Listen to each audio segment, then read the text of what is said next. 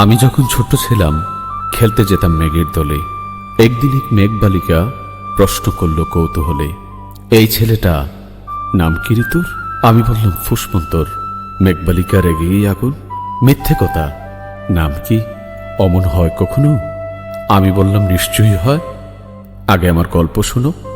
সে বলল শুনবো না যা, সেই তো রানী, সেই তো রাজা, সেই তো একই ডাল তলুয়ার, সেই তো একই রাজার কুমার পক্ষীরাজে, শুনবো না আর ওসব বাজে।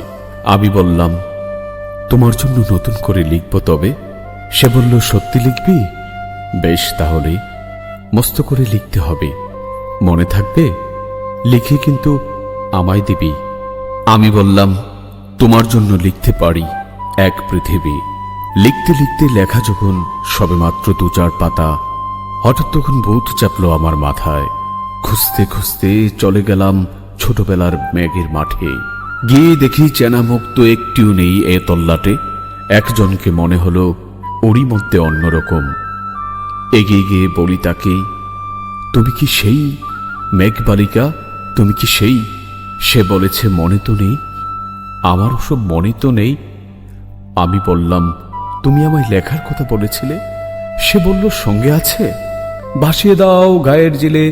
আর হ্যাঁ শোনো, এখন আমি মেঘ নই, আর সবাই এখন বৃষ্টি বলে ডাকে আমায়। বলি হঠাৎ এক পশলায় চৌলু থেকে নৌকা আমার পুরো ভিজিয়ে দিয়ে অন্য অন্য বৃষ্টি বাদল সঙ্গে নিয়ে মিলিয়ে গেল খরস্রোতায়, মিলিয়ে গেল দূরে কোথায়, দূরে দূরে। বৃষ্টি বৃষ্টি ডাকে আমায়, বৃষ্টি বলে ডাকে আমায়।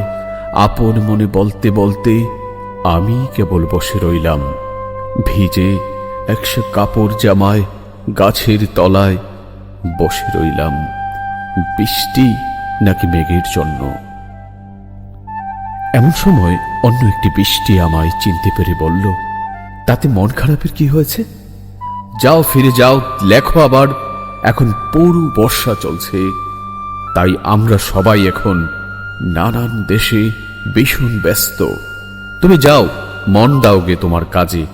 বর্ষা থেকে ফিরে আমরা তো নিজেই যাব তোমার কাছে। এক পৃথিবী লিখব আমি, এক পৃথিবী লিখব বলে গড় ছেড়ে সেই বেরিয়ে গেলাম। গড় ছেড়ে সেই ঘর বাঁধলাম গহীন বনে, সঙ্গী শুধু কাগজ কলম। একাই থাকবো, একাই দুটো ফুটিয়ে খাবো 2-1 মুঠো দলুবালি। যখন যারা আসবে মনে তাদের লিখব, লিখেই যাব। এক পৃথিবীর 100 রকম স্বপ্ন দেখার সাধ্য থাকবে যে রূপকথার, সে রূপকথার আমার একার। ঘাড় গুজে দিন লিখতে লিখতে, গাড় গুজে রাত লিখতে লিখতে, মুছেছে দিন মুছেছে রাত। যখন আমার লিখবার হাত অসাড় হলো, মনে পড়ল সাল কি তারিখ, বছর কি মাস, সেসব হিসেব আর ধরিনি। লেখার দিকে তাকিয়ে দেখি একটা খাতাও শেষ করিনি। সঙ্গে সঙ্গে ঝমঝমিয়ে বৃষ্টি এলো খাতার উপর, আজীবনের লেখার উপর। বৃষ্টি এলো এই অরণ্যে। বাইরে তখন গাছের নিচে নাচছে ময়ূর আনন্দিত। এ গাছ ও গাছ, উড়ছে পাখি, বলছে পাখি এই অরণ্যে কবির জন্য আমরা থাকি। বলছে ওরা কবির জন্য।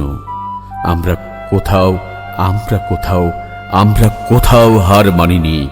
কবি তখন কুঠির থেকে তাকিয়ে আছে অনেক দূরে।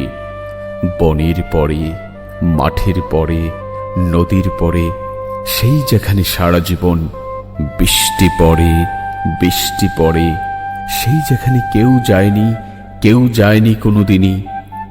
আজ সে কবি দেখতে পাচ্ছে সেই দেশে সেই ঝর্ণা তালায় এদিক ওদিক ছুটে বেড়ায় সোনাই মোড়া মেঘ হরিণী, কিশোর বেলার সেই হরিণী।